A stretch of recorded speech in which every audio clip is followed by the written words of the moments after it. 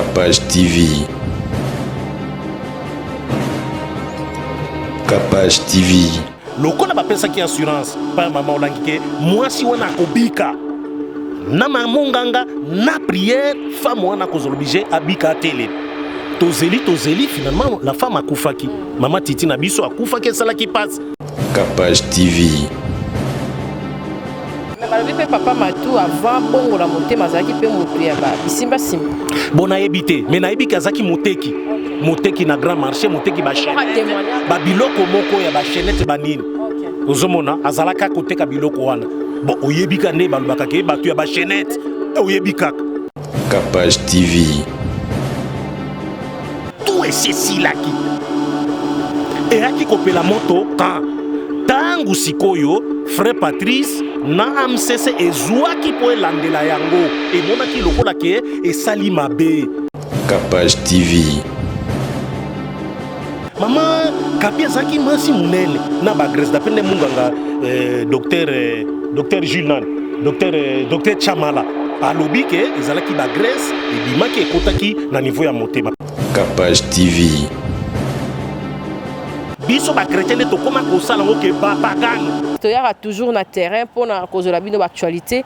L'actualité oblige to yebi que maman ya bana ya frère Matou Samuel atika kibiso mais mutu azala ki vraiment proche na ye o azala neto lo baraka journaliste o ya travailler kana frère Matou Samuel frère na biso Jean-Jacques K to katara ebongo ye yo jijika azana biso ye fonanda ko relater biso likambu ya mama titi na mama kapi parce que yende mutu azali mutu pena ayebi ba version nyonso ya frère na biso papa na biso Matou Samuel on azangi pe karaté na ko luka luka pe na ya mbena émission azaki kana ba voyage kana ba pays africain ba voyager moi mingi papa Boni et bienvenue na Capage TV papa doyen mukubwa na ye ko se présenter mais ya ebinga déjà kala depuis Africa TV. Boni santé bien même avant parce que yo zali parmi ba journaliste à base yo ba pesi moi pench moko na chronique musicale na biso ngai nazo reconnaître pe na peser ba monanga que yo muto sala feri na ba début eza yo mingi ezaki yo de même que Fali ezalaki mingi pana yo quand ils étaient encore méconnus na bato balbum ezalaki nanouté ba s'accrochaki mingi na yo tout ça s'interdit. Voilà donc il faut moi reconnaissance à l'artiste ezala j'espère et kozala vraiment nzamba futo na musala ozako sala ngane naza flatter akomona yo hein ngane naza flatter akomona yo to solo la boye bon c'est vrai que komeli likama moko ya mabe moko na biso donc c'est vraiment un réel plaisir pour nanga likambo ekoyela ki mama titi ezaka même makambo ekoyeli pe mama kapi ezaka dans des mêmes versions mama titi akufaki na nini et puis mama kapi lo ni est compliqué parce que famille ka ya moi sindenge sala ki kaka yango peut répondre quand même histoire o bato azolo ba misusu papa Matou Samuel nde azosala ba je wana o yo za mutu vraiment za précision makasi ezaki ndenge nini a o aliboso abelaki pe makasi mama kapi pa beli makasi to bokota na ndenge nini na papa Matou Samuel. Bon Matou tokutani kaka na musanga chronique musicale na émission nanga mona zo sala na kala na raga et ezalaki ciel plus Matou azalaki koya kuna pour kopesa basango na ye kosala promotion album na ye lokola liloba na nzambe lokola ba album ekesi mu Yesu et puis fongola nde tokutanaki na ye et nous sommes partis en Afrique du Sud ensemble na 2002 tokendaki kuna je crois famille ya Andi Poutou Andi Bosto na mutambaka biso na mwasi na ye mama Rebecca tovanda kuna na Sandon bien logé donc ezalaki très bien tozaki tout chambre moko biso mibale donc c'est là où to se familiariser avec makasi même na famille na ye naibaki mama titi très bien tozaki ko solola na ye même devant Matou même en privé nyonso c'est une femme azalaki moi c'est mon malam une femme de prière azako ressemble na aseka ozomona bazako sala mingi babla moni Matou azaba jana mutu ya moi ba blague ebele ko sekisa bino pratiquement lokola Marie Misam ba blague ebele ma solo ebele donc Matou ça zo beta ma solo il faut bosser kaka po azara ba ma solo moko il faut sekisa bino kaka bokola la reta pour ma solo kaka ya Matou ozomona et moi si nazalaki on appelle azaki koseka ezalaki ambiance moko malamu na contexte on ane to ebanaki to se familiarisaki makasi et puis na komaki kosala la promotion ya makambo matu presque belé. C'est quoi Mama Titi Zarani? Bon, Mama Titi eyebani penza malamu te. Matu peut-être nde ayebi yango, mais abelaki malade moko je crois ezaki soki ya foi soki ya motema. Ozo mona belaka ngo auparavant. Ba abikaka nango. Et ensuite koko mele lisusu grave. To ebite ndenge nini. Azalaki interné na hôpital Béré ya Mama Olangi. Nde place azalaki na kati kuna. Et nde place yako misaziko makelele. Ozo passe na Mama Titi pe tozaki na Afrique du Sud. Naza kutuna ba image moko nazaka nango na archive nanga, naza kosala émission Mama Titi aza pembeni. Kanenge cameraman na sala musala, azui pe Mama Titi pembeni, nazali pe nango, na komeka kozongisa ngo peut-être prochainement. Et tango akomaki kuna makambo komo bima bele. Obika doctrine na Mama Olangi ndenge ezalaki, makamba ba famille. Oh, sûrement eza côté ya famille na yebo na boy tout ça. Mais côté ya famille bazoro ba mais biso to ebi malade ndeko na biso za kobela to soigna ye yango to ebi ndeko bikisango ndenge ni frère matu amemi ekuna ozomone et en plus effectivement ensuite bazaki na accepté ya kokota ko rendre visite na famille et comment ki lokola famille azala écarté et créer ki siko problème ozomone lokola ba pesa ki assurance pa Mama Olangi ke moi si wana kobika na monganga na prière femme wana kozolobije abika tele tozeli finalement la femme akufaki Mama Titi na biso akufaki sala ki passe to sala ki matanga na parc de Bec en face ya na Gombe kuna en face à salle du zoo. Voilà des places to là qui Mama Titi et après Maman Cynthia Kapaz makele le bandi na famille ya Matu. Famille ya Mama Titi ba ko sala désordre moko terrible na ngiri place Matu atongaka moi salle de fête na ye moi ba bureau ne place na studio ne tegra ezalaka kuna ba sala désordre moko indescriptible ba panza ko yende kaka boy na boy yende abomisi ye boy na boy c'est mbala liboso ne to bandeko ka makamba bakisi kuna mais balobi pe papa Matu avant bongo la motema zaki pe mutu ya ba bisimba simba bona yebite mais na yebika zaki moteki moteki na grand marché moteki ba chaînette ba biloko moko ya ba chaînette banini ozomona azalaka koteka biloko wana bon oyebika ne balobaka ke batu ya ba chaînette oyebika ozomona na lobite kazaki ko sala ngome yo moko sinto bike bata ba chaînette ponga na yebi ba West Africa ebele o bazana bazando kuna musala kaka bisolo anengwa nezanga kate oza komona bon na yebaki yango ke azoteka ba chaînette donc famille ya moi si na ya Mama Titi et sepela kiti ba menasaki tellement Matu ki akoma ki na insécurité ba finge ba humilier ye nde Mama Olanga zoaki ye akendo bombise na résidence na eboko eza na ozone omoni na suka mur ya régie des eaux résidence moko eza soko zuta magasin to na voilà résidence moko eza na coin wana voilà des places Matu abata maki wana et moi je lui rendrai visite mingi bazaki oyo bapenza te ezaka kanga na quelques inde tozokende consoler ye pour te retrouver ba sens na ye normal ti ba okutana na Mama Kapi toyebi ndenge bakutana ki bo wana na kokiko lubango awate et puis baki ko vivre ensemble. Et donc, histoire où ça que Mama Kapi a kende kokanga na ndaku wana soki ba maçon de ba signala que mama yaka po papa bazo kokange scandale salamaka est-ce que bazorata ko senga pardon mage ba mema le kaka na émission ou bien émission yo po senga pardon effectivement parce que au moni Mama Cynthia Kapaz Matu Samuel ndako expliquer biso les vrais faits ya likambo wangu nga na ebi pe les vrais faits mususu na ebi pe mwasi wana bisika yaki ndenga zako préparer kuna ye to bondela ye ko sala yango te ezaki na maison ECG ba témoin bazali ba yebi yango oza komona ce n'est pas bien ozomona to comprendre te komona kaka na vidéo na YouTube Mama Kapi azoloba na kanda na caméra et puis on voit na porte était bâtie caméra le caméraman qui cachait on voit on dirait Matu a bendi rideau pour atal. Et là, on est humilié qui Matu était en tournée na Brazzaville pe na Pointe-Noire. Ayoka Sangoana. On a déjà c'est si là qui déjà. Et si là qui déjà si ba bongisi na Mama Kapi tout est comme normal. Oh, on a si ba bongisa qui a pas ayo beta normal, est comme normal. Ozomon.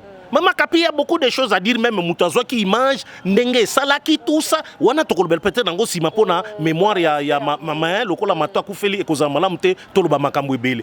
Tout est ceci là qui. Et aki kopela moto quand tangu sikoyo frère Patrice na amcc ezwaki po elandela yango emonaki lokola ke esali mabe essuyer corps ya musique chrétienne. Donc il faut ba coupable. Na minute wana ba benga ki nanu frère te ya corps ya musique chrétienne. Ba frère Patrice a réagi ça qui karamba par rapport à vidéo. Non, il y avait des démarches, chez Salemaki. Il y a fait des démarches auprès de Matou Samuel pour Nalikambouana. Semble-t-il que Matou avait accepté. Aujourd'hui, bon, ça va, et ça la mabo, et ça la bonne. Mais Likamboua suspension T. Et Wana, et ça la qui surpris. Même moi, j'étais surpris. Comment on a fait Patrice Kolekana Média, que frère Matou a suspendu. Pour na raison, boye, à Kobeta na musique, qui ah, nabi, mais ça la kate, c'est quel principe? Défendre la Bible, il faut siéger ensemble. Les musiciens chrétiens n'a pas pasteur. Matou a une église. Pasteur n'a pas la convoqué. N'a pas musicien chrétien, il fonde Matou et pas pasteur n'a. Voici ce que Matou a fait. Moi, si n'est à Saliboye, et ça m'a la monté biso, la corporation de musiciens chrétiens a décidé. Le locaux est souillé biso et humilié biso. Frère Matou a payé maïe mbakalisu sunanouté pendant 3 mois par exemple. Comme ça, total la continuité de temps avant d'assemblée l'année noire. Mais directement, quand le ministère va décider, sans que l'église n'aille pas, et puis ça boulouye. Lobby koto, dans le Bible, le journaliste, le habite, l'ikamo na koto, n'a pas Didier Maemba, Didier a le bien peu l'ikolo. Nabi, na stu na nanu matu, flou, nabi frère matu. Yaka o expliquer nga clairement l'ikambouana. Comme ça, on levé équivoque nango. Parce que ça l'album. Quand on sort l'album, les gens reviendront toujours dans l'Ikambouana. N'oublie pas ça. C'est moi qui ai dit ça, Matoutou na ye. Na yebisi Matouango. Et kobanda ko sala lokola tache d'huile. D'où sili sana no l'Ikambouana. O kozala libre comme ozo kosala. Et bima kaka pour le passe nazo comprendre nengezo. Tala frère Patrice, il avait accepté. Le jour à kosala l'émission, il n'était pas présent. Namoni nabi ici cameraman obika na frère Diamant, tielanga kiti ya Matou. Nebisi Matou lokolo yete oyo ngana koloba nangage kenga moko tikanga na sala émission na expliquer po batu basa ko déranger biso omoni likambo ba musicien net likambo ba faire ba kofi ba ko tuna yo po yondo zakana bango biso pendenge moko papa frère Matou asali bobozo ko koloba te frère na bia sai suzuni frère Matou mais na yebe information mais na kokite ko bimisa mbala moko na bi lokola précieuse makas to bimisa frère Matou aya na ete tango kana bandiko lo bakaka nga moko bo frère Matou abengi papa ozolo banabi papa tinga na sala émission nanga tinga na me oyete nabi bon to bongisa na intervenir en direct à expliquer à sengi pe pardon nabi pesa mama Kapi Matou sikoyo à intervenir à sengi pardon na moi si naye et sili makambo pardon les acquis réels pardon et mama Kapi zaki sincère je connais na sana archive nandaku albaki na ndimi buzoba nangai bana nzambe bolimbisa ngai na ona sali bo pardonenga et s'il na biboyoki yango batu balimbisaki ti akeko leka papa pimbo mabango mibale oyebine ba posaki bango question ndenge basi papa participer ba MCCP limbisaki bon ça je ne sais pas na bi suite MCCP mais na yebika ko ya Matou passe na landela kango de près ozomon makamwana esili Matou ko sala album na espoir ozomon o batu balbeke Matou asili a okali susute. Parce que beaucoup avaient contesté l'Ibala Matouna Mama Kapi. Il faut dire ça. Beaucoup de gens se pèlent nangote, même na côté il y a maman Olang. Basako se pèlent nangote. Matou n'engene no keko za maman wana n'engene. Il y a eu beaucoup de choses qui kolubaman. Matou a salé l'album né espoir. Il faut mon eloko ça là. Carton plein. Monde entier album one. Tout cela pena Matou. J'ai quand moni nabi Matou yo wana na monio. Yo Matou reste toujours plus fort na lobela kayang et Matou amataka oza komona donc ça là que lokomoko ya bien les contestations ba spéculation autour ya libala na ye na oye koma ki bakanisa ki Matou était fini lukuta Matou azalaki au top Parce que tout le monde dans ma tanga, les journalistes, boy, pena bakota, filmer, qu'est-ce qui ne va pas? On dirait les appels na tiraillement, qu'on soit na kofinga, bon ça na nzambe, parce qu'il y a des pasteur, homme de Dieu. Kofinga, qu'est-ce qui ne va pas? Na, nous t'avons koufa normal, te, bazotin dikeleka ba charge parce que babi, on dirait lingi cimetière mingi. D'abord le fait d'abord nengo lobaki ya liboso ya mama Titi, ndenge bendanaki, yango ezongi lisusu. Wana eloko eza important. Mais nangina lo balikambo liwa olobi wana. Omoni na munga balobaka nous sommes tous des morts qui s'ignorent. Dotoza na ba maladi muso kozwa biso wao. Pona parfois environnement eza mabe, parfois kolia mabe. Mama kapi azaki masi munene na ba graisse dapende munga nga docteur Jules Nan, docteur Chamala. Alobi ke ezalaki ba graisse et bimaki ekotaki na niveau ya motema. Peut-être précaution salema kité na biloko azaki kolia to na biloko mususu ko sala moi physique pour graisse diminuer. Alors ememiye. C'est tout à fait normal. Je ne vois pas pourquoi il faut pas spéculer nango. Que ote il faut zalaki sinaye non. Total ndenge tozali ko vivre na mutu ya santé munene lokola mama kapi attention. Mama Titi pas zaki kana. Azalaki munene azalaki. Ezabagwa papa. Hein? Bon, peut-être. Moi, bamibali misu mike, alingaka moko ya moi munene, bamibali misusu. Donc ça dépend. Il faut que tout n'aille goût, hein. Pour nga pe nazara na goût, nga me zakandenge misusu. Zakandenge misusu nga na tala na caractère. Lilu bana sambe vanda. Mais on le beli biso que papa Matou aza mutu très comique à sexe. Mais na ko tala bo na ka muloko mutakanda. Babi na nga zape na jeune fille na pas yembaka, na jeune garçon na pas yembaka. Pourquoi poussara bango tête tout monde tout santara bango. Si, Lydie na meola bayembaka na kati ya kese muyesu ozomona. D'abord tant kese muyesu esalaka succès, frère Antoine Katoto que je salue qui n'express auteur album na ye wana producteur na ye Matou asalaka groupe moka bana mike ozomona Matou Junior mwana ne ya mwasi Lidi na meola bazaki koyemba kuna elongo na bana misusu bazana petit meola ayembaka kaka ayemba kaka Lidi pe abalaki nzamba sunge. C'est vrai que azui moi choc ya liwa ya azape lokola maman na ye et sali moi passe mais bayembaka bon à propos Matou moni Matou Titi bazana na bana combien na maman. Bon je crois il faut bazala 4 ou 5 hein. 4 ou 5 nde bazali maman Kapi il faut bazala 3 ou 4 épées. 3 ou 4 épées. Matou aboti penda. Aboti République. Aboti République penda. Aboti République. Merci frère Jikaka. En tout cas, toi qui n'as pas vraiment na souka. Et là qu'on y okolo wa puis conseil n'y okopesa. Na bato bakanisaka kaka ceux qui ont célèbre on dirait zangambo ngana onde botoza pe na ngambo donc mutu akoki koyebana te et comme ngambo or que liwa ezali ya nzambe est-ce que est affecté pena papa na ba dimension moko boko yebise loko nini yoza chargé na ya communication tu es un frère pour lui oyebi pe famille bien et là au moment pour koki koloba et koki ko temporiser pe makambu et ça la peut bien tala mutu na matanga be moyen ba pousse na ezate au remona air ya kolelo remona ba soda ba envahir on dirait ce qui likam OK nzambe nde apesaka nzambe nde azwaka okoloba nini na bato nyonso balandi biso et puis kolendi ça peut mutu azui passe. Voilà. D'abord premièrement na ko condamner oyo ba famille ya mama Kapi basali na presse. Presse asala musala na ye. Ndenge conformément mibe kolobi na article 23 na 24 ya constitution ya république. Batika presse asala musala na ye. Matou aza un homme public. Ayebani a likame komelie c'est tout à fait normal que presse est foule et que ndepanaye bato ebele bakufisi basi na bango moni presse ekei te pani ayebana kite Matou asa na notoriété presse akende asala musala ne batika ko menacer ko beta bango ezali propriété et sali pasi makasi mingi ya mibale de ya Matou Samuel eleka conformément na liloba na nzambe na ndenge ya bana nzambe mama Cynthia Kapache to regretaka mingi na likambo liwa na kati ya ba chrétien surtout pas bayembi bato basalela ngo mbongo Mombaya basali mbongo Marie Misamba basali mbongo Blaise Akila basali mbongo Ale Moloto basali mbongo oza komona ya mama Titi wana basali mbongo olobili sonen deba ba El Shaba basali mbongo ngana za komona pour assister à matanga na nyonso na lingi cette fois-ci ya Matou Samuel ya mama Kapi ezala ndenge wana te to kunde dans la simplicité na ko fortifier mona na te na makambo eza normal mais ya mbongo on dirait mama Kapi azaki kobela wa peut-être ebana ki penza te très peu baki ko soutenir matu très peu baki ko salisa mais zela ko mona na matanga na ndenge belé bakotonda balinka baza na organisation yo kana ki pe déjà na papa Patrice parce que mtasala ki vidéo mon nga pe na posta ki on a capacité est ba yo kana ki déjà ba mbale. Bon là c'est là la question oh eza fondamental de yango wana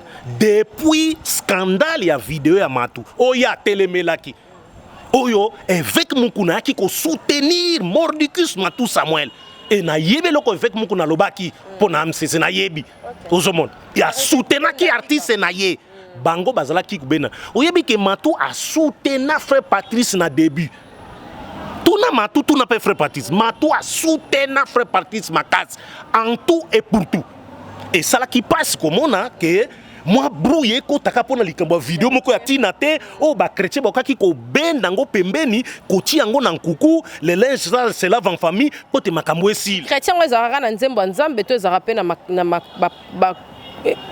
comportement peu bizarre on dirait ezara na banzembo ça aussi c'est eza problématique moko il faut oya to betelango c'était oza na ba sœur na ba frère so ba yambaka téléphone te or que bango baza censé côté ya bana nzambe voilà succès et comme ça va pas non album succès et comme ça parfois liboma c'est pourquoi Jésus-Christ a évité qui succès andima kami kiti sa makasi pour ebaki que succès be saka mapeka et où ta mingi pas Satan ozomon moya nzambe ata succès ye okozalaka muto vandaka netoko pona o confondre bato.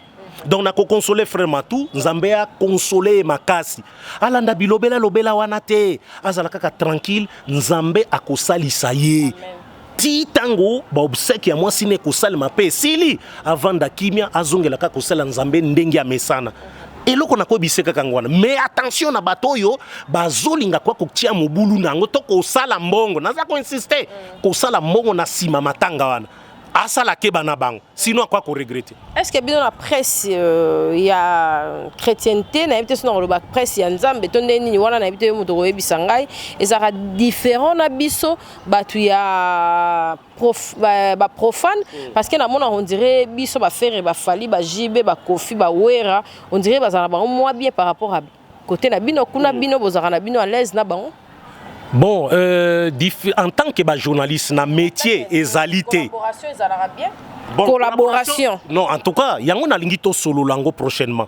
Collaboration, ils allaient pas forcément bien. Nous avons des chantres, musunga na zana ba chantre musus o ba yebani qui ne veulent o ngana loba maloba sur lui.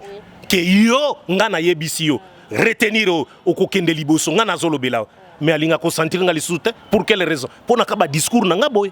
Pour na discours na vérité balinga kate oza komona donc il y a ba chanteur que jo boko yo kana très bien a sepeli na yo parce que pas succès oui tanga kozoma voilà ozomona et loko ndeto regretaka mingi o mingi balobaka entre biso ko kaba ndenge pa na biso ezala penza ndenge wana te ezara abimi solo pe nata moi fait moko boy ezara ozoma ezara soko mon bak na okotangelo quelqu'un non ozomon mais tout le reste au kende tout kende ba chroniqueur wana nyonso ozomon banana biso ba kulutu na baleki nani o ba pesa ye 3 feuilles tout naye nani azopena diku asalika interview nga sisi boy misia bengi pena viens ici 3 et bimi tuna nzambe ka osunga 3 et bimi tuna bango c'est la vérité okomona ko baluka komi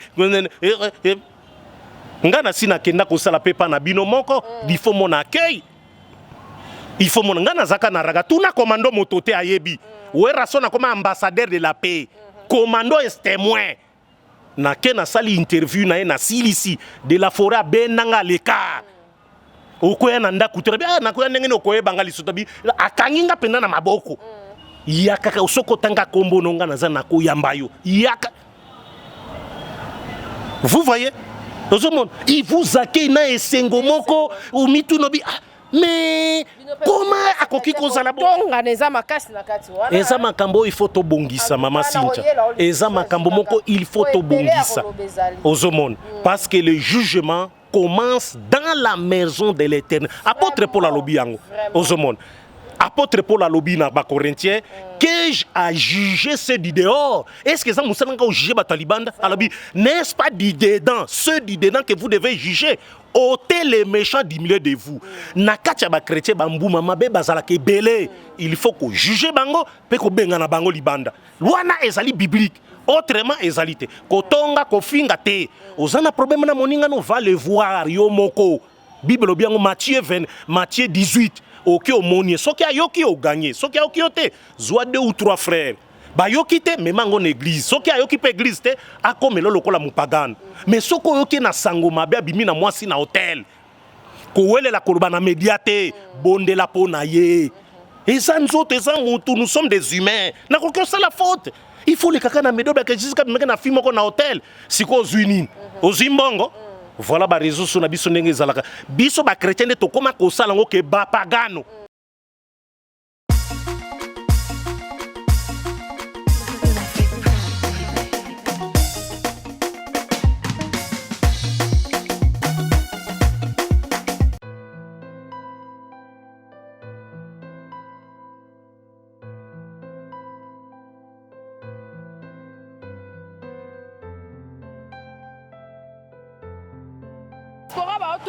Diaspora ba auto nanga sinta rapache place nini ya kolala ya bien zali na ko découvrir place bien makasi na mombele Steve Loge pona bana kin bana partout monde entier botu na nga botinda katanga na lukela bino ba place efanda place mo ya discrétion soko komika na 12e rue au Koti vers Prince Ozoke na mombele avenue Lumumba numéro 6 Steve Loge place à université wana bato bakende ti yolo Steve Loge eza wana masora banka.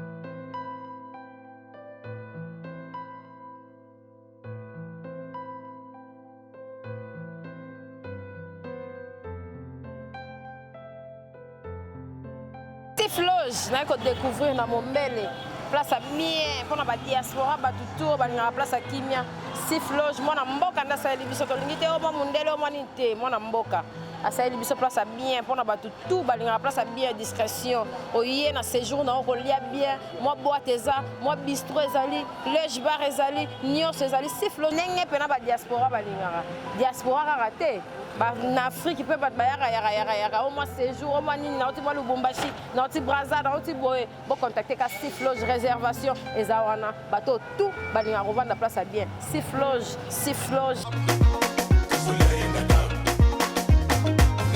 Ba chrétien de beta ba sete wana ma kapi ezaka ka bato ba sentir na. Voilà. Oh mato ezaki sinaye oh cette fois-ci, il faut dire vraiment, vous ne pouvez même pas plus voir pitié de Matou Ango. Allez lui interbo qui ne pas Matou Azalibo tout n'est question en privé. Ne passez pas dans les médias pour dire n'importe quoi sur Matou que Badnaliwa moi ciné. Ah ça très choqué. Toti kama kamwe le kanano. Tango ko zonga ba esprit atuna circonstance ni maladie ni exact moi ciné kufa akoloba. Vraiment. Merci frère Jikaka et ba citation na ba balandi on a vraiment comme partenaire na nga ya Kapache TV pour la ligne en pifo le rôle en pifo ils allaient en tout cas à Isaac l'artiste qui est l'artiste boulou yeke plus original parce qu'il faut batu baye pirate pezali mama na koki ko tangelo ba kombo ya batu te wana na émission à concevoir question ya boulou yeke ezalinga question ya boulou yeke ndenge ba posa kango wana ngai mutuna conceva yango fantastique ezali mulangi ya fanta ya plastique ya munene to ya muke ngai mutune na conceva yango soki oki mutu alobi yango benga yoloba juge kaza na besoin na yo bosala débat bino mibale oyebisa ye ndenge nino conceva ka yango na tie pati mwamba que je salue témoin na deuxième œil na tie témoin aya na ba misusu wana ba loba nani mutafo a concevoir questionnement ko causer question wana na ba assertion nani mutabimisa idée wana ba ko bisonga soki ba boyi seki bazaba na satan yebisa bango ndenge et puis ba salutation na banani bon na poto beaucoup plus na mama nanga Adolphine Komesha na papa nanga Mathieu Mudingai pona mariage na bango lisusu 45e mariage donc nzamba pambola bango Raoul Komesha na bosanité sœur nanga za na États-Unis kuna mama nanga Sylvine Tale munga kubariki uko bien batoto po ayebisanga kandengwana uko bien na Swahili ne wana ya bashi na ukakango bien na we uko bien na pesi mbote mama Messid Misia Fondation Misia na pesi mbote pasteur Feza Misia na Zurich la bouche autorisée mbote na bisika pe ozali papi Kongenda kimezala nayo mon frère de souffrance Prosper Domilas. Ah, tu souffrir, hein? Zambo teno qui mezala na yo. Surtout vraiment naza très flatté na nenge to kutani boy sali bien. Na sepeli makasi. De temps en temps, to kota na na siège ba mission chrétien, ba journaliste chrétien pour nga mona za chrétien. Conformément na Bible. Na kozwa kaka Bible ndenge ezali. Na zu acte des apôtres. Ndenge bazala ki ko vivre. Na présenté yango na ba musicien chrétien. Yo mo comparer so ezandenge moto ezandenge mokote. Vraiment. Merci en tout cas, on va finir avec cette émission. Je confirme que la sœur Trina Funkiao a Robert dimanche yo et ça la biso vraiment bien. Nabi que papa Jikaka yo peut faut côté côté kuna posa vraiment na ba clair papa Moïse Mbi ya lingara. Ya lingara te ko tonga o nini te ya lingara na ba journaliste le la bino kuna place o kase za na ouvert pour wana vraiment donc place j'ai fou.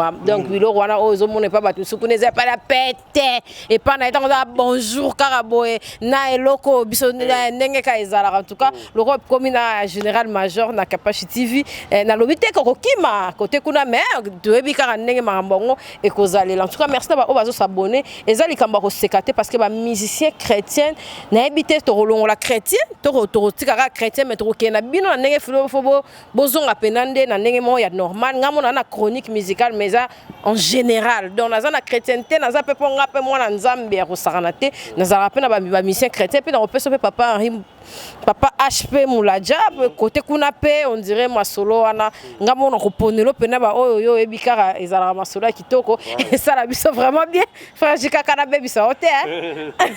Non problème ezate to lenda ma déjà makasi côté wana donc pas de problème. Merci en tout cas. Moïse Mbi la réserve de l'Éternel. Mutunanga yebi ça ye. Na sourire na kostango yebi ça na moi aseki kaka. Ya seka kaka. Makasi en tout cas merci d'avoir on se bazo s'abonner, bazo aimer, bazo partager l'émission na biso. Biso tozaka rapport na bino Claudia Bakisa le 26 donc samedi au na village Temba on se balinga site rapache beau commenter zala ki wana moko ya ba frère ya Mathieu Samuel to ya ki ka rapport to apaiser sur makambo ezoloba malikolo biso to ya na to expliquer yango keza bongo te ndenge bato bazolobela yango biso to ya vraiment na source pour na cause information en tout cas merci na papa Jikaka et puis merci na Alvin, merci en tout cas pour l'inviter au Orienta Kibiso. Merci d'avoir balandi biso, beau s'abonner, beau aimer, beau partager l'émission na biso, beau t'ala plus sur la prédication hein pour te éviter na YouTube, bolingi basel nanzambe trop te na éviter so inde nini. Yango Alvin a kena bino na ba titre moko boyandika pour botalaka alongoli ba commentaire, ça système pe, ça ngoma be mais ça pe système bien pour botalaka. Merci beau s'abonner, beau aimer, beau partager pour na biso ça plaisir. To kutani mbala simana ba inviter mususu ya sika. Bye. Kapash TV.